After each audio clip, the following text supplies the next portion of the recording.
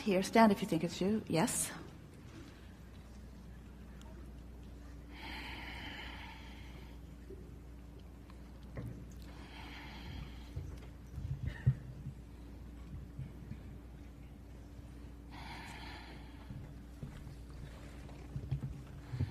Hello. Hi. Actually, the last question, it was perfect, kind of flowing into what I wanted to talk about, which is this relationship, which I know is the newest topic in the face of the planet. But I fell in love, actually, for the first time about 8 months ago.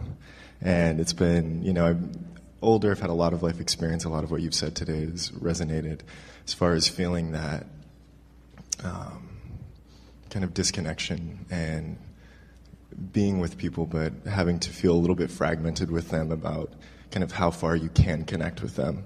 And I love connecting with people. I think it's my favorite thing to do in the world. And I think being able to talk and find that source that we know that we are through conversation is the most beautiful thing in the world.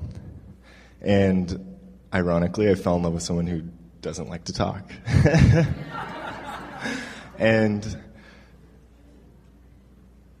it's been a trip. It's been such a trip, just loving someone so much and also wanting connection. And when you started this talk today, you asked, what's the thing that you want?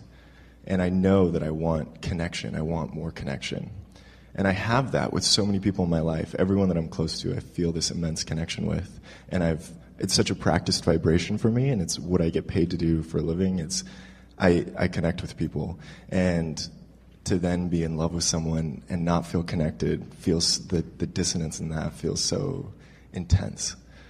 And well, you're right. It is a really good timing for this conversation, because most people misunderstand, and we can feel a little bit of that going on with what we're hearing from you, that the connection that you're reaching for, you think it's connection with another, and certainly it is that, but it's the connection with who you are, which then allows the fuller connection with the other. Definitely. Is what we're really talking about. And it's interesting because so often in a relationship with another physical friend, you're looking for constant feedback for that connection, and that messes things up. That's why it's the connection with who you are that must come first. We wanted to ask you, or anyone, when you have that feeling of falling in love, what it really is alignment with source, while you hold another as your Definitely. object of attention. So then afterward, when you're analyzing it as you are now, what makes feedback from them matter?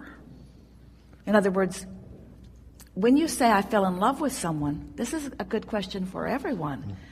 When you're in love with someone, does it follow that there is reciprocal love back? Yeah. Well, you want there to be, but you can just love without needing that back. And you want there to be. Yeah. But we submit to you that the truest form of being in love is not needing that feedback, because you can control the love that you offer, but you can't control what comes back. Exactly. Now, there is influence. And that's and that's the conversation that just happened, is kind of exerting that influence to create that connection, but also recognizing there doesn't need to be that feedback. But then at what point... But the thing is, when you understand the basis of it, and you are tuned in, tapped in, turned on, and holding someone as your object,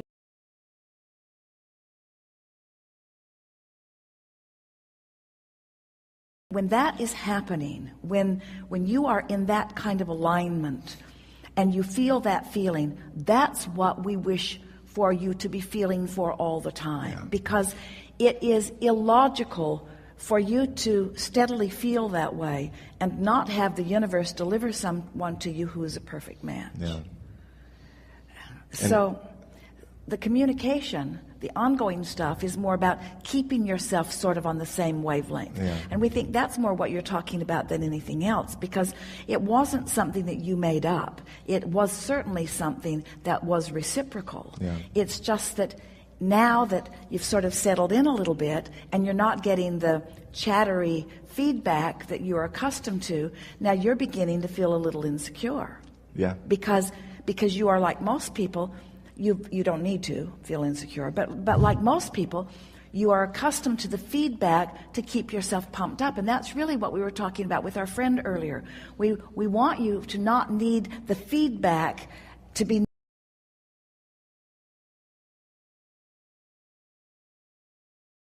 If you're not dependent upon something that you can't control, but you are continually just holding the other as your object of attention and feeling love, now you're in that secure place. Yeah. And now your relationship with who you are will be stable, which means your relationship with your lover will be too. Yeah.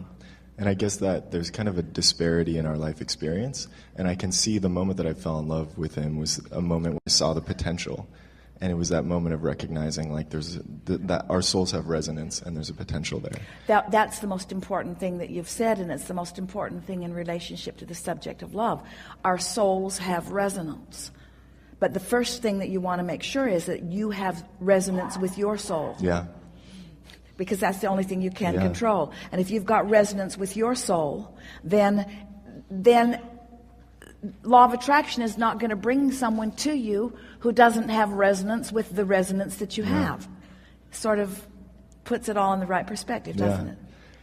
And I guess it's because it is teaching me that. It's teaching me that my alignment matters more than anything else, and I have to stay in alignment.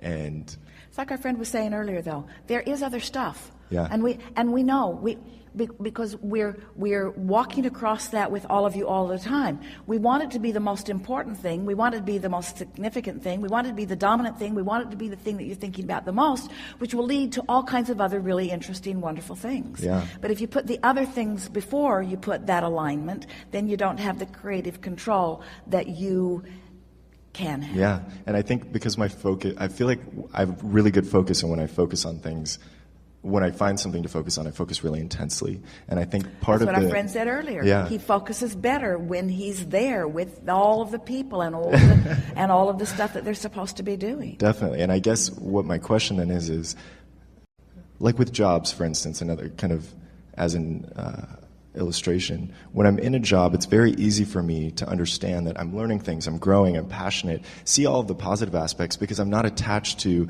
this job going on forever.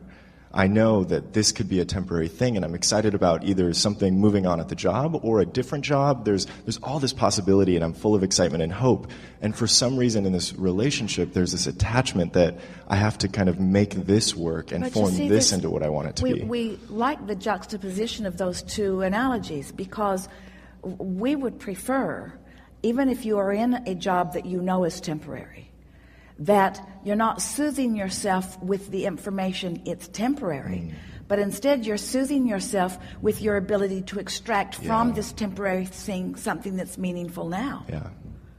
There's a big difference, isn't there? Yeah. So then with every relationship, if you have that same attitude about it, what is it that, you see, there's this human desire to get to the end place and then claim it as the final thing. Yeah. And you shoot yourself in the foot with that because it's what makes you more often than not dissatisfied with where you are.